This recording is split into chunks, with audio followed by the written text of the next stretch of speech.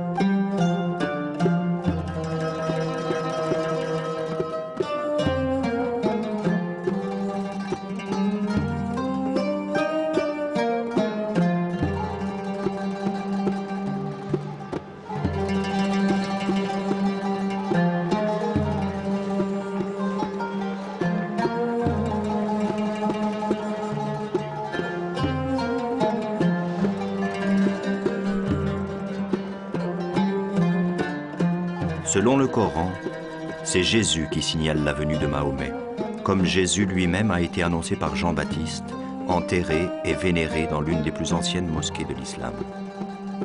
Qui était donc cet homme qui a tenu si fort à son humble humanité ?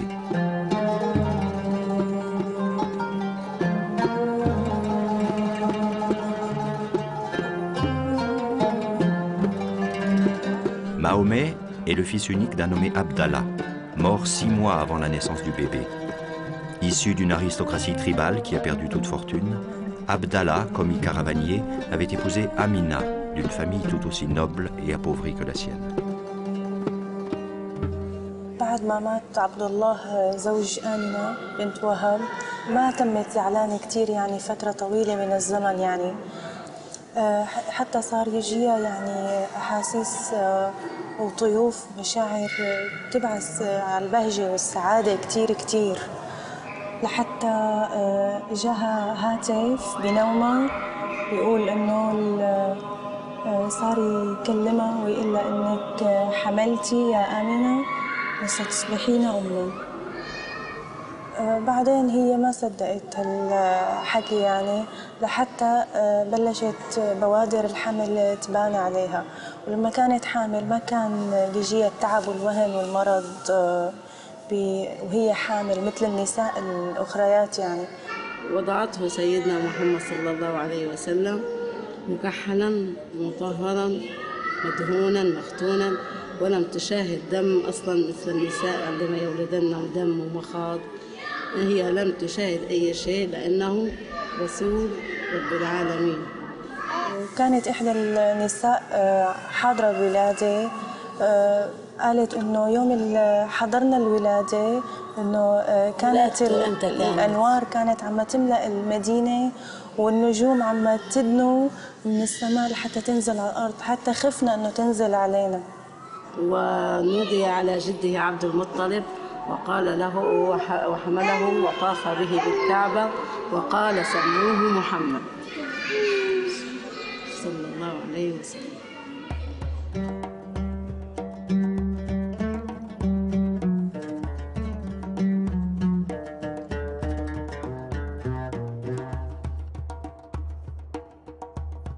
Celui qui sera le prophète arabe est né vers 571 après Jésus-Christ, dans la région de Hijaz, au nord-est de la péninsule arabique.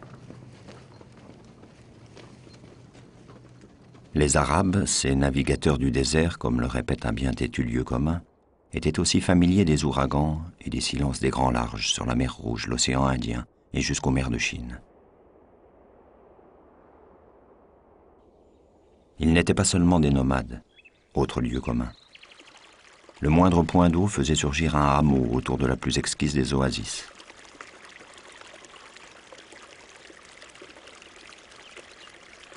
Très vite, un réseau complexe de pistes la reliait alors à d'autres groupements sédentaires, puis à de plus vastes cités, jusqu'aux grands axes qui traçaient les parcours des plus vieilles civilisations du monde, la Mésopotamie, et bien au-delà la Chine des soieries et des épices, l'Égypte, et plus loin encore l'Afrique des ivoires et de l'ébène.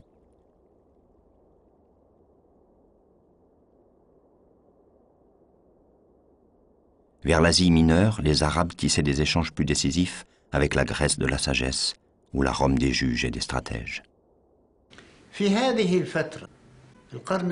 À cette époque, le VIe siècle et les 3 siècles précédents, des groupes de personnes habitaient cette région qui s'étend du Yémen au nord de la Syrie et de l'Égypte au sud de l'Irak.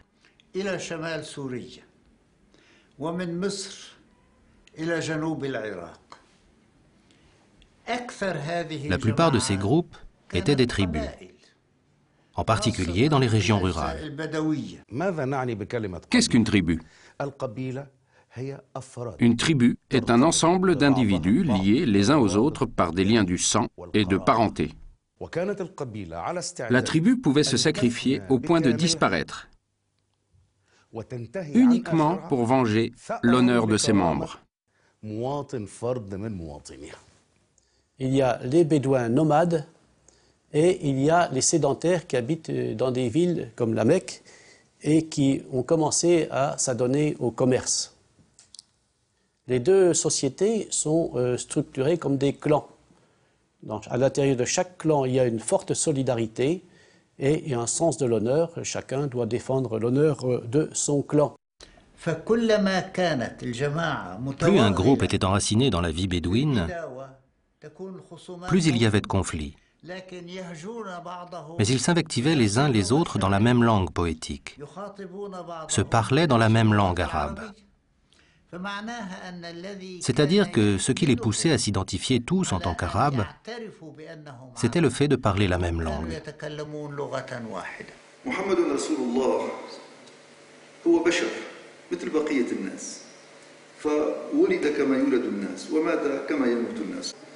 رسول الله محمد ولد في عام 571 ميلادية على أساس سمي ذلك العام عام الفيل. لماذا سمي عام الفيل؟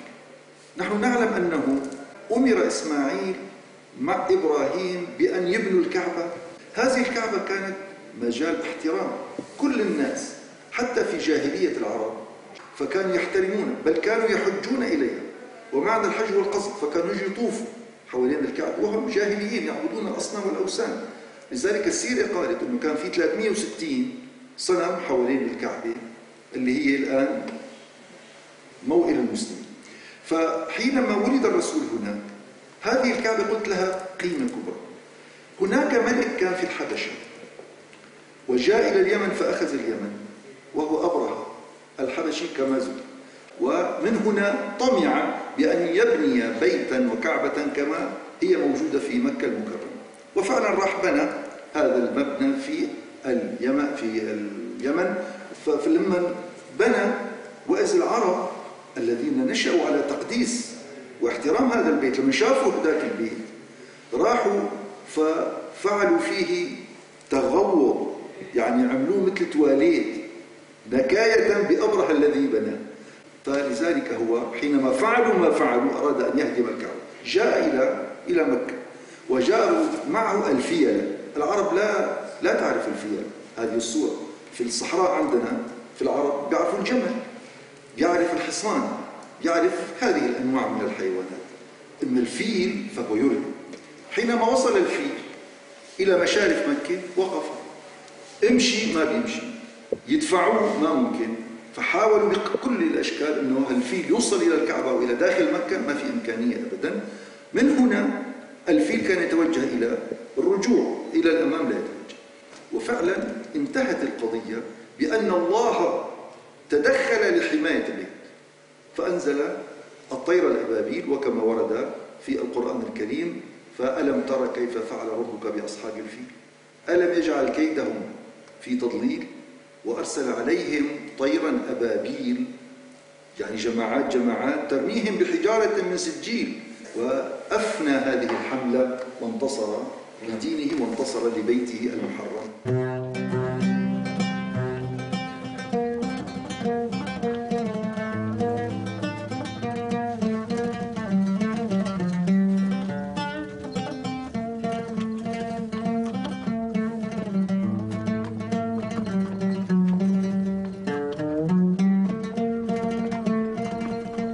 À l'époque de la naissance de Mahomet, vers la fin du VIe siècle après Jésus-Christ, les Arabes n'accordaient guère de valeur politique, stratégique ou culturelle à la distinction entre Orient et Occident.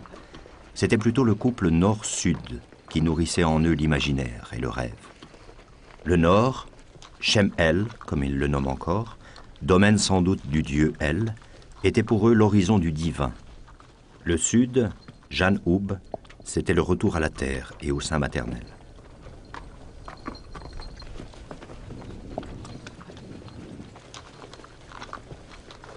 Les Byzantins leur interdisaient l'horizon nord. Ils étaient au lendemain de la division de l'Empire romain, sous l'autorité de l'empereur Maurice, également chef de l'Église chrétienne d'Orient.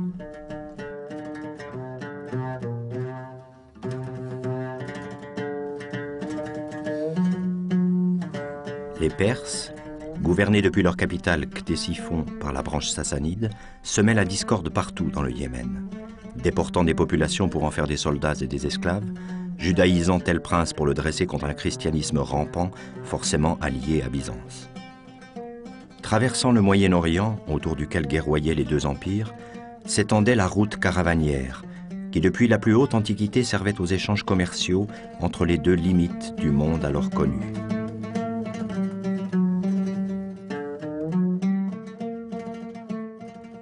المهم بالنسبة لأي من الدولتين Le plus important pour chacun de ces deux États était d'obtenir le contrôle de cette route commerciale, que ce soit par le biais de la guerre ou de traités. Ils se sont combattus dans toutes les zones géographiques qu'il était possible d'atteindre. Et cela a conduit à l'effondrement de nombreuses routes caravanières dans le monde. Le commerçant ne peut s'arrêter d'importer de la marchandise d'où que ce soit à cause de la guerre et des combats. Car le commerçant sait qu'en fin de compte, il vendra sa marchandise et réalisera des bénéfices.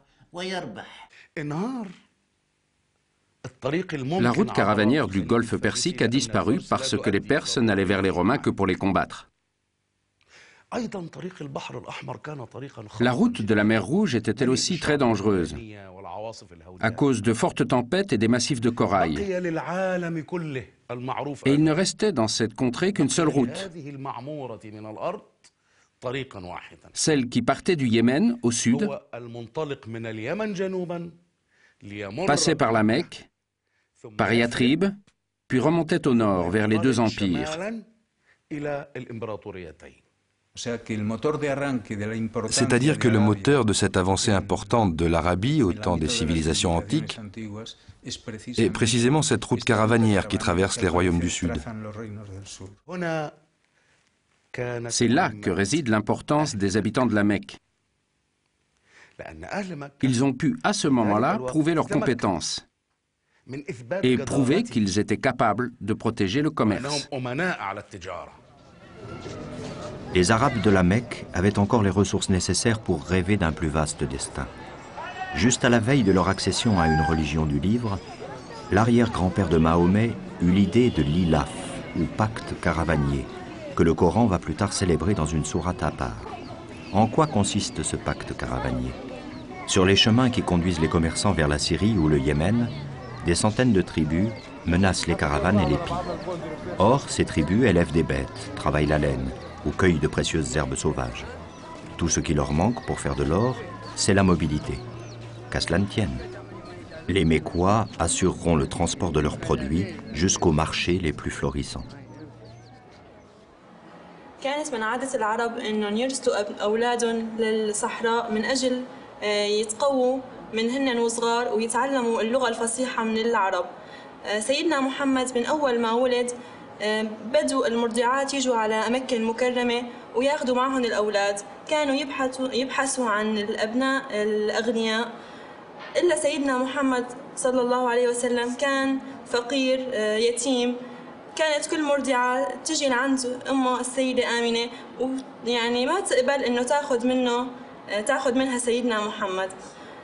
حليمة السعدية رضي الله عنها ما صفي ولا أي ولد من أبناء الأشراف بمكة لتاخده معها، فوافقت إنه تاخذ سيدنا محمد صلى الله عليه وسلم، فأخذته وخرجت فيه هي وزوجها ورجعت لقبيلتها بالصحراء. هن على الطريق بلشت تظهر علامات البركات عليها وعلى عائلتها. كانت الناقة معهم بطريقهم هن وجايين على مكة بطيئة، هن وراجعين صارت الناقة أسرع. السيدة حليمة كان لبنها ضعيف بصدرها، وقت صار معها سيدنا محمد صلى الله عليه وسلم اللبن بصدرها صار أكثر. عاش سيدنا محمد عند السيدة حليمة السعدية فترة، وبعدها حدثت حادثة شق الصدر. البدوي عنده ضيافة. Le nomade est hospitalier. Il obtient son dû à la force de son sabre.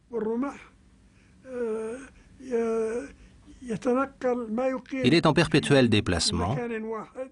Au printemps, il a une maison, en automne une autre, en été encore une autre. Sa vie est très colorée, extrêmement mobile. En plus de cela, ils ont l'épée au côté. Et quand quelqu'un possède trop de chameaux, les nomades l'attaquent pour le piller.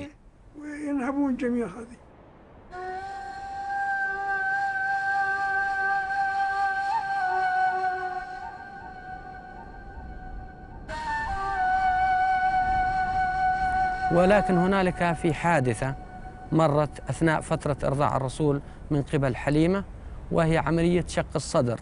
وهذه الرواية تقول الرواية بأن بعض الأطفال كانوا المرافقين للرسول عليه الصلاة والسلام في هذاك الوقت أنهم شاهدوا أن رجلا يلبس ثوبا أبيضا وصل إلى الرسول عليه الصلاة والسلام من دون الأطفال، فألقى به أرضا وشق بطنه وأخرج منه تقول الرواية مضغة سوداء.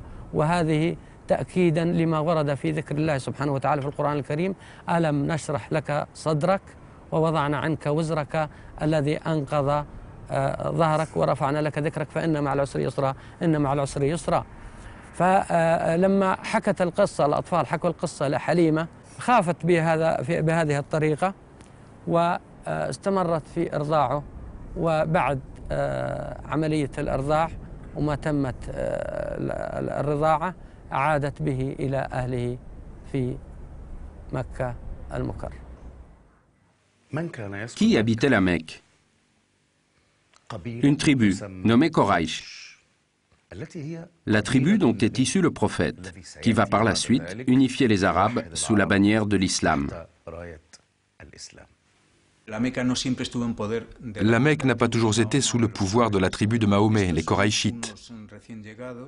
Ce sont des nouveaux venus.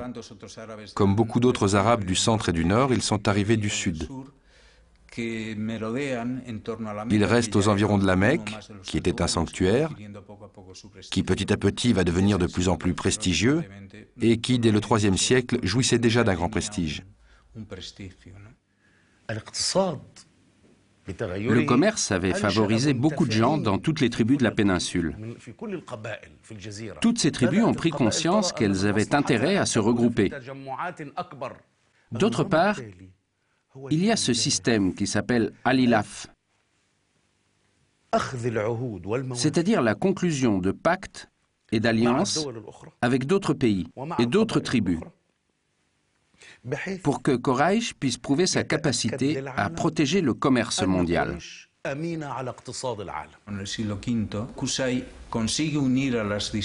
Au 5e siècle, Qusay arrive à rassembler les différentes factions des Koraïchites.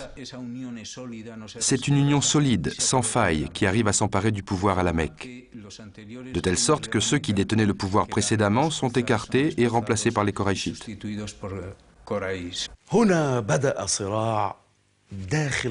À ce moment-là, des dissensions sont apparues au sein de la tribu de Koraïch. Elle s'est divisée en deux grands clans, qui sont les cousins les uns des autres. D'une part, le clan des Beni Hachem. D'autre part, les Beni Abd Manaf, qui deviendront les Beni Umayya.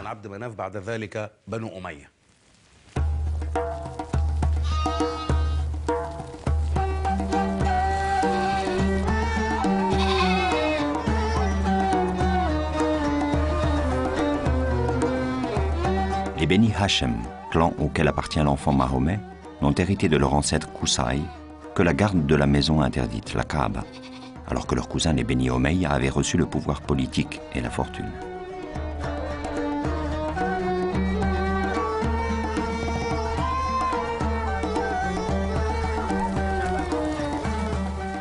Mahomet vécut jusqu'à l'âge de 5 ans à Yathrib, future Médine, le pays de sa mère. En perdant coup sur coup celle-ci, puis son grand-père paternel, il est ramené à la Mecque et confié à son oncle Abu Talib, dernier de la maison des Hachem, qui le chargera plus tard de s'occuper du seul bien de la famille, un petit troupeau de moutons et de chèvres.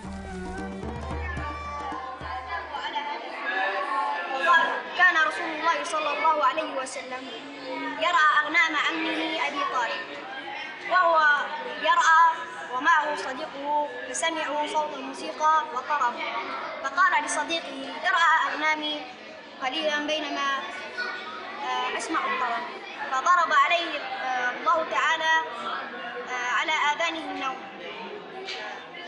فنام حتى الصباح الباكر فاستيقظ على حر الشمس فشعر النبي صلى الله عليه وسلم أنه ارتكب ذنبا لأنه ترك صديقه يرعى أغنامه وأغنامه فأنزل الله سبحانه وتعالى هذه الآية إنا فتحنا لك فتحا مبينا ليغفر لك الله ما تقدم من ذنبك وما تأخر ويتم نعمته عليك ويهديك صراطا مستقيما. La vision musulmane de la période pré-islamique est celle d'une période pendant laquelle le culte monothéiste, l'adoration d'un seul Dieu, ne faisait pas partie de l'univers mental des gens. Les divinités étaient liées à des lieux, des tribus, des clans. On implorait l'intercession de Dieu et des divinités pour le bien-être d'individus, de tribus ou de clans. Les tribus sédentaires ont pu, avec le temps, construire des bâtisses et des temples pour leurs dieux. Et comme les Arabes bédouins ne connaissent que la tente et ne connaissent rien aux techniques de construction, ils ont choisi pour leur lieu de culte la forme architecturale la plus simple, le cube. La Kaaba était un grand édifice dans lequel il y avait des idoles. Ce n'était rien d'autre qu'une grande bâtisse immense où il y avait des idoles vénérées par ceux-là même qui les avaient façonnées.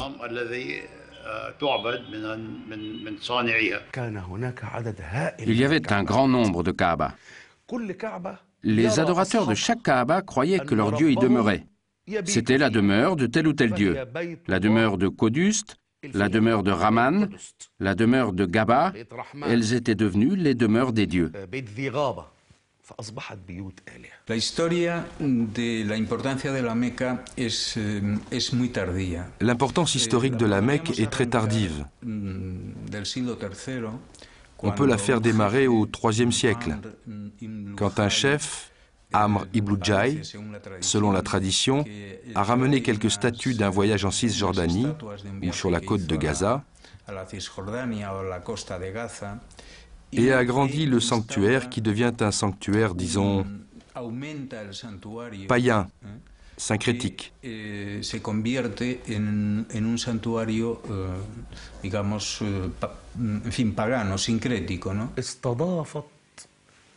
La Mecque a accueilli dans sa Kaaba les dieux des autres Kaaba qui avaient disparu. Elle a accueilli les dieux des autres tribus. Apportez vos dieux chez nous, puisque vous venez pour votre commerce chez nous.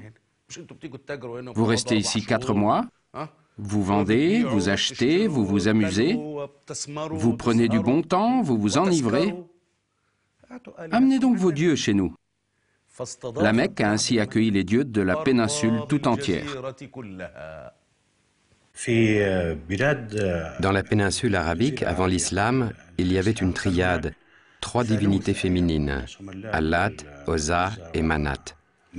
Ces 3 déesses évoquent pour nous les triades qu'on trouvait dans les mythologies de la Méditerranée, en particulier les 3 parcs, qui étaient les 3 déesses qui symbolisaient les 3 étapes de la vie, la naissance, mariage et mort. Allat est la divinité. Elle représente la divinité féminine. Oza veut dire la puissante et Manat vient de la racine du mot mort. Manat est principalement la représentation de la mort. C'était une déesse noire. Elle avait une pierre noire. Son domaine, c'est la nuit, la mort.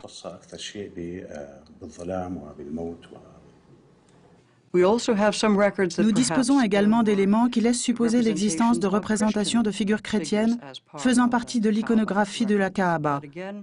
Mais tout cela est encore un sujet de débat entre érudits.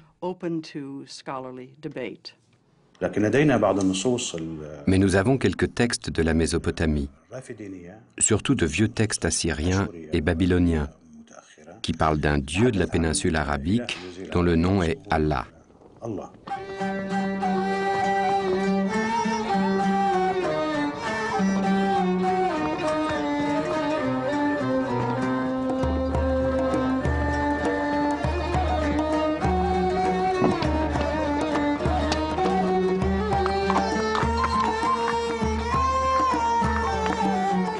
Le métier de berger ne sied pas à un descendant de l'aristocratie mécoise, serait-elle dans le dénuement.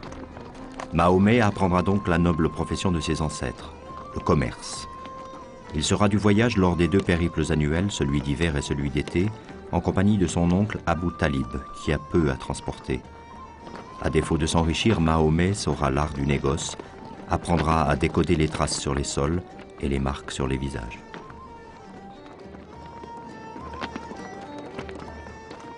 في مرة من المرات كان عم النبي أبو طالب كان دايروه تجارة إلى الشام.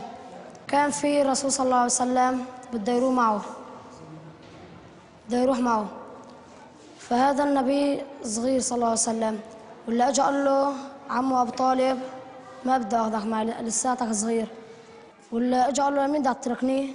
والرسول صلى الله عليه وسلم صار يبكي. بعدين أخذه معه وراح. وهن رايحين وصلوا على بصرة الشام، لقوا عابد من عباد الله، عابد نصراني اسمه الراهب بحيرة. نزلوا عنده كلياتهم، بقي الرسول صلى الله عليه وسلم بارك على الجمل برا. واللي اجى قال لهم مين بقي برا؟ اجى قالوا له بقي طفل صغير، وجا قال لهم بعتوه. ولا بعتوه لعنده، صار تفحصه ولا لقى بين كتفيه خاتم النبوة.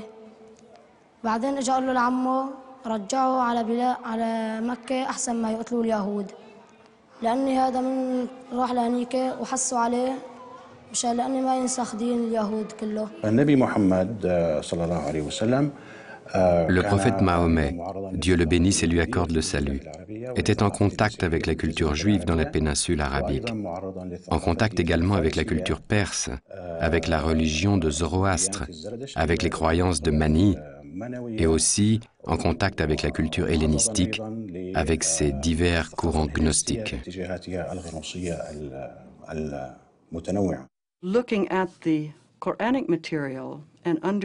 Quand on examine les documents coraniques et qu'on étudie les derniers développements de ces documents, il est évident que nombre des récits liés aux Juifs et aux chrétiens, ainsi que des écrits bibliques, devaient circuler dans cette région.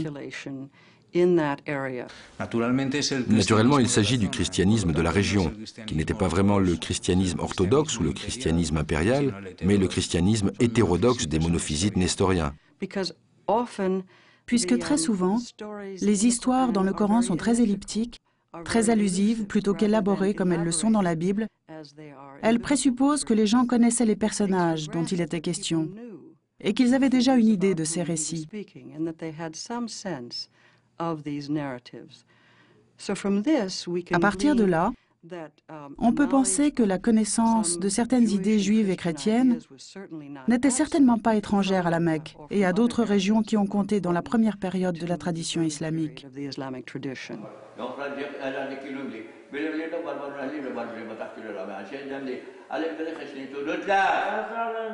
De la Mésopotamie jusqu'aux confins de la Chine, depuis la destruction de leurs temples par les Romains, des communautés juives s'étaient établies dans toute la péninsule arabique, et particulièrement dans plusieurs métropoles du Yémen et à Yatrib, la future Médine. Dans le monde chrétien, en dépit du concile de Nicée en 325, la majorité des croyants d'Orient refusaient le dogme selon lequel Jésus-Christ était Dieu et homme à la fois. Face à ce dogme, deux hérésies diamétralement opposées se distinguaient. Les monophysites, partisans d'une seule nature, divine, et les nestoriens qui défendaient l'idée d'une nature unique, mais humaine.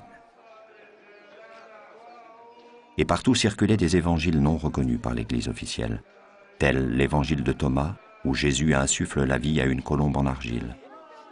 Évangile apocryphe, sûrement connu des Arabes.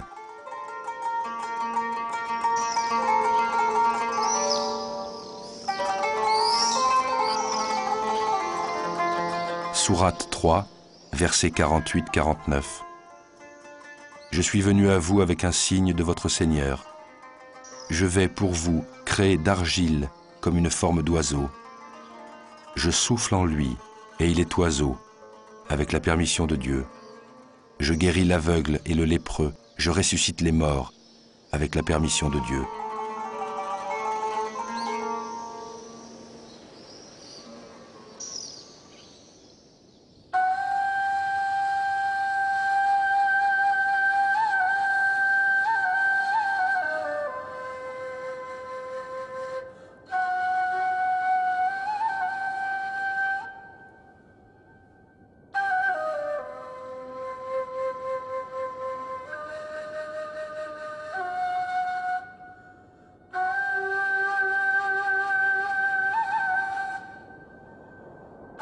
Au service et en compagnie de son oncle, Mahomet s'en allait dans de lointaines pérégrinations caravanières. Il découvrait des pays fabuleux, des cités prospères et d'autres abandonnées ou dévastées. Avait-il entendu parler, ou peut-être visité, l'étrange métropole des Nabatéens, cousins éteints des Arabes du moment, qui au temps jadis avaient bâti Pétra, leur capitale, au fond d'une profonde vallée de rocs rouges? Des cités en ruine, des civilisations disparues, comme punies pour tant de démesures, trouveront plus tard un écho dans la révélation que le prophète allait bientôt recevoir.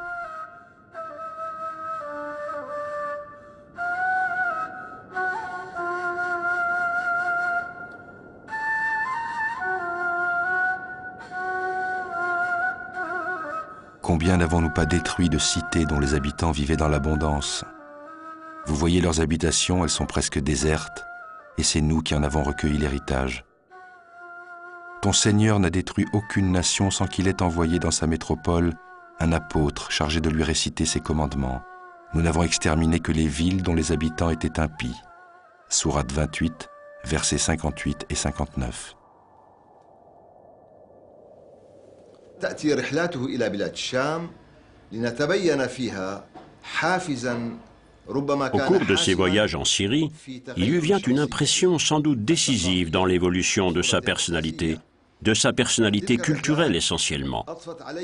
Ces voyages lui font constater la multiplicité des conditions, la diversité des religions, des cultures, des populations, des situations sociales, politiques et culturelles.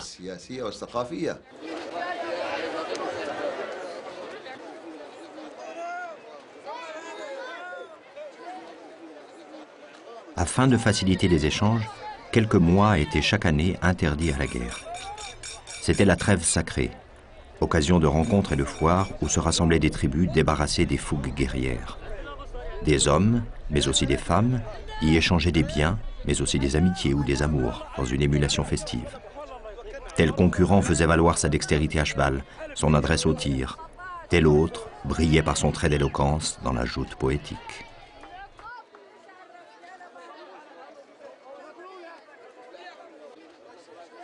à l'occasion des grandes foires, comme la grande foire d'Occase. Dans ces grands rassemblements, il y a évidemment toutes sortes d'affaires qui sont traitées. Mais il y a aussi cette période d'exaltation de soi, de fureur. Chacun essaie de défier les autres, de se créer plus de renommée.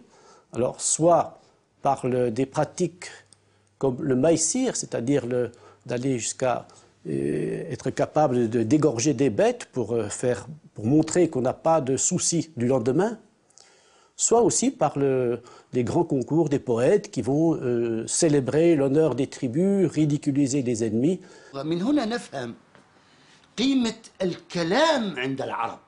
Ainsi, nous comprenons l'importance de la maîtrise de l'éloquence, l'importance du discours chez les Arabes. Et parce que l'arabe tient à cette langue puissante et riche, ce n'est pas une langue de bédouins, c'est une langue citadine, évoluée, la langue de la poésie, des missives et des chroniques. Ils attachaient tant d'importance à la poésie que les poèmes, les muallaqat, étaient exposés à la Kaaba. Leur estime et leur attachement faisaient de la poésie quelque chose de sacré qu'ils exposaient à la Kaaba. L'usage de l'écriture n'était pas très courant. Les poètes ou la plupart des poètes ne savaient pas déchiffrer l'écriture et ils se contentaient de réciter oralement leurs poèmes.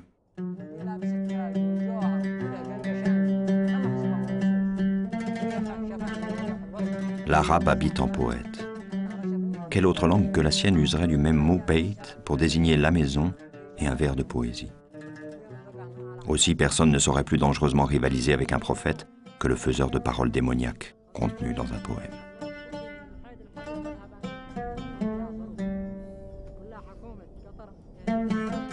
Va sur la fière chamelle corrompue au voyage, survivance d'elle-même, tant pleine les lombes en son, tant la bosse en égrèle. Est-elle ainsi ma chamelle, ou bufflet s'affliger, qu'a trahi le meneur distrait de la horde? Les mamelles amollies seulement de détresse, a-t-elle eu à nourrir pour avoir à sevrer? Poème anté-islamique.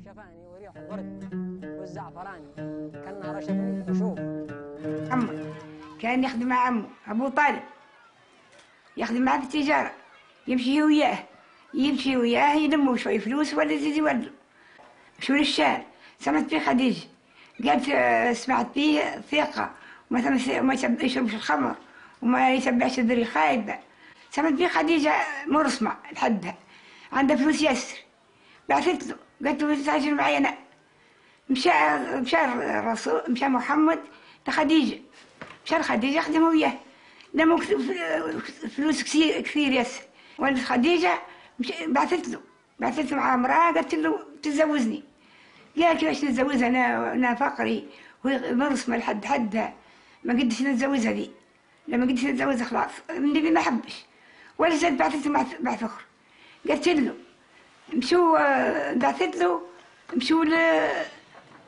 بعثت له ودا قبل الرسول قبل محمد زواج خديجة، تزوجها وقعد معها 25 سنة، عاشوا وياه في نعمة طيبة ياسر.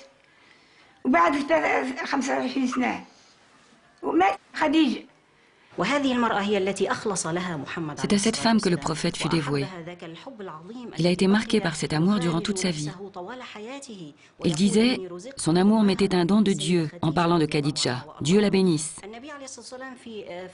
Tout au long de 25 ans de son mariage avec Khadija, le prophète n'a jamais épousé une autre femme.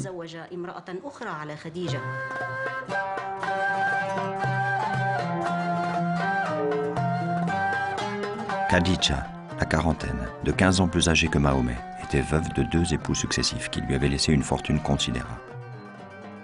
Dans ce couple, Mahomet, contrairement aux coutumes, s'était soumis à un régime monogame.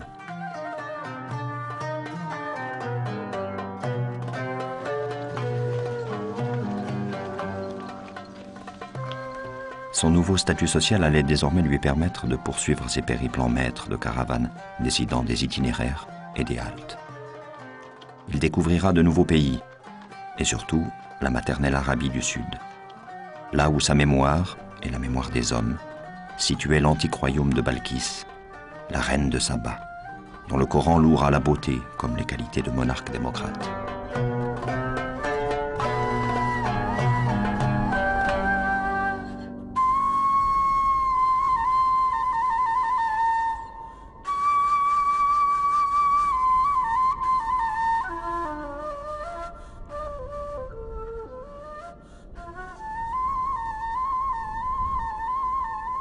Il y avait assurément pour la tribu de Saba un signe dans leurs habitats, 2 jardins, l'un à droite, l'autre à gauche. Mangez de ce que votre Seigneur vous a attribué et soyez-lui reconnaissants, une bonne contrée et un Seigneur qui pardonne. Mais ils se détournèrent. Nous déchaînâmes contre l'inondation du barrage et nous changeâmes leurs 2 jardins en 2 jardins aux fruits amers, avec des tamaris et quelques rares jujubiers.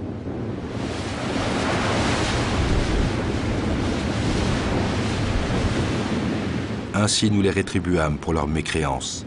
Saurions-nous sanctionner un autre mécréant? Sourate 34, versets 14, 16, 17.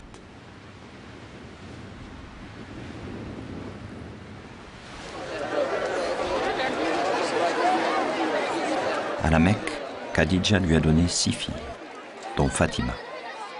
Aucun des enfants mâles n'a survécu. Mahomet menait une vie tranquille, rythmée par les départs et les retours des caravanes, par le cycle des lunaisons, dont il célébrait avec les siens la boucle, chaque année, pendant le grand pèlerinage dans l'enceinte sacrée de la Kaaba. Un rituel antique, que la tradition islamique fera remonter jusqu'à Abraham, sinon jusqu'avant la création, quand les anges tournoyaient autour du trône de Dieu. Mahomet avait acquis une forte estime auprès de ses concitoyens, du fait d'une grande intégrité qui lui a valu le surnom d'Alamin, le probe.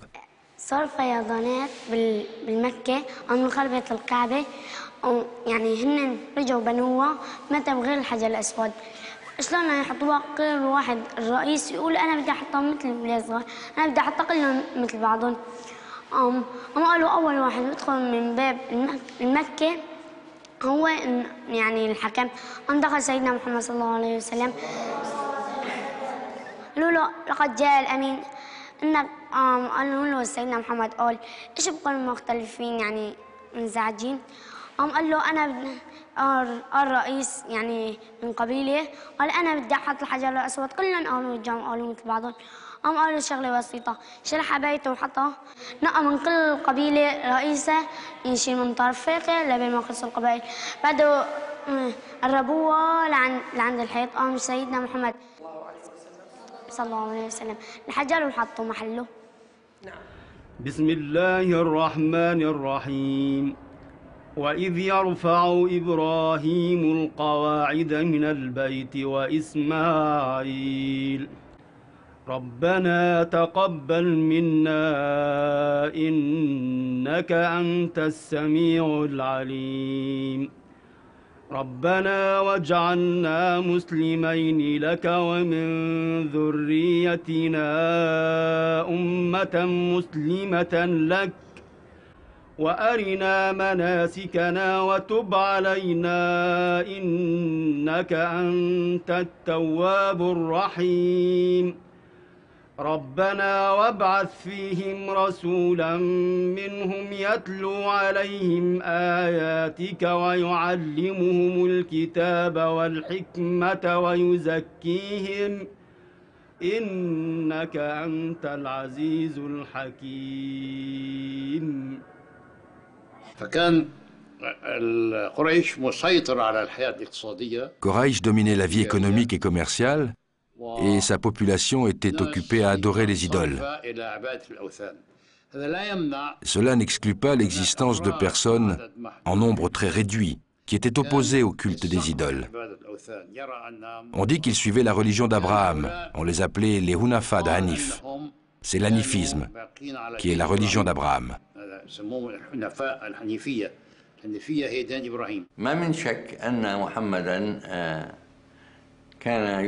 Mahomet, sans aucun doute, croyait en un Dieu unique, bien avant sa prophétie.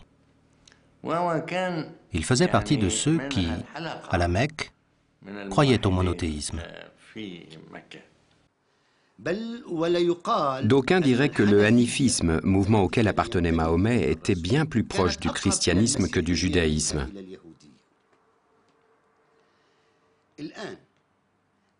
Maintenant, l'influence judéo-chrétienne sur l'islam, personne ne peut la contester.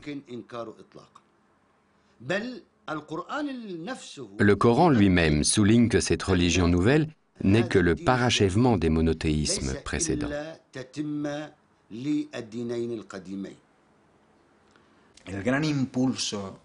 La grande impulsion de la religion de Mahomet vient du constat que son peuple était abandonné de Dieu parce que c'était le seul peuple qui n'avait pas eu de révélation.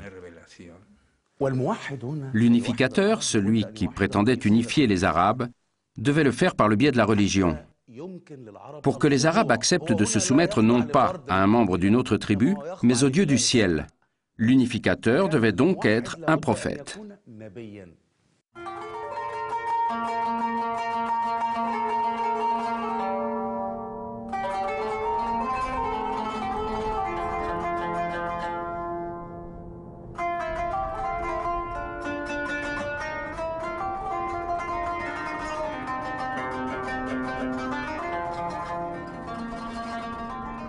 Lorsque Moïse arriva à l'heure indiquée et que Dieu lui eut parlé, il dit à Dieu, « Seigneur, montre-toi à moi afin que je te contemple. » « Tu ne me verras pas, reprit Dieu. Regarde plutôt la montagne. Si elle reste immobile à sa place, tu me verras. » Et lorsque Dieu se manifesta sur la montagne, il la réduisit en poussière.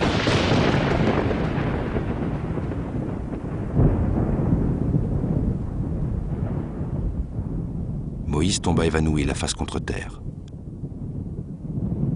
Revenu à lui, il s'écria, « Gloire à toi, je retourne à toi pénétré de repentir et je suis le premier des croyants. » « Ô Moïse, dit le Seigneur, je t'ai choisi de préférence à tous les hommes pour porter mes commandements et ma parole. Prends ce que je te donne et sois reconnaissant. » Sourate 7, versets 143 et 144.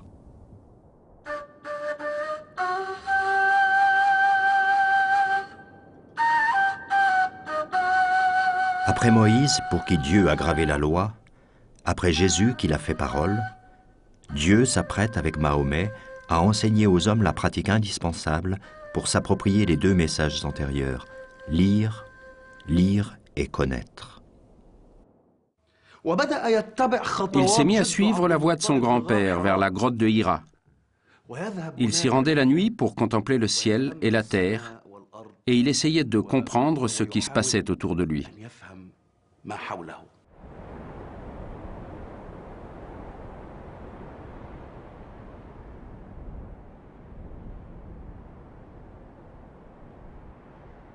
Il était d'usage parmi les Koraïchites que tous ceux qui tenaient à la réputation d'hommes pieux se rendissent chaque année, au mois de Redjeb, sur le mont Hira, pour y vivre jour et nuit dans le recueillement, désirant se retirer du commerce des hommes et regardant cette solitude comme un acte de dévotion religieuse.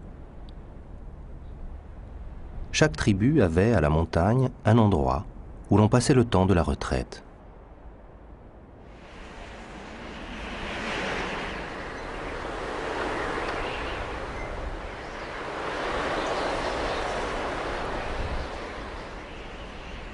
Enfin, le jour arriva où Dieu fit parvenir à Mahomet sa mission prophétique. Ce fut lundi, le 18e jour du mois de Ramadan. Ce jour-là, l'ange vint lui intimer cet ordre. « Lis !» Le prophète dit. « Que veux-tu que je lise ?» L'ange le saisit, le prit dans une étreinte, faillit l'étouffer. Puis le relâchant, il dit. « Lis !» Et le prophète de dire encore. « Je ne suis pas de ceux qui lisent. » L'ange le saisit, l'enveloppa, faillit lui étouffer le souffle, puis le relâcha et dit « Lis !» Et le prophète de dire encore « Que veux-tu que je lise ?» Il fut saisi pour la 3e fois. L'ange l'enveloppa et faillit lui étouffer le souffle. Il le relâcha et dit « Lis, au nom de ton Seigneur qui a tout créé, qui a créé l'homme d'une relation. Lis. Ton Seigneur est le généreux par excellence. C'est lui qui a enseigné par le calame. Il a enseigné aux hommes ce qu'ils ne savaient pas.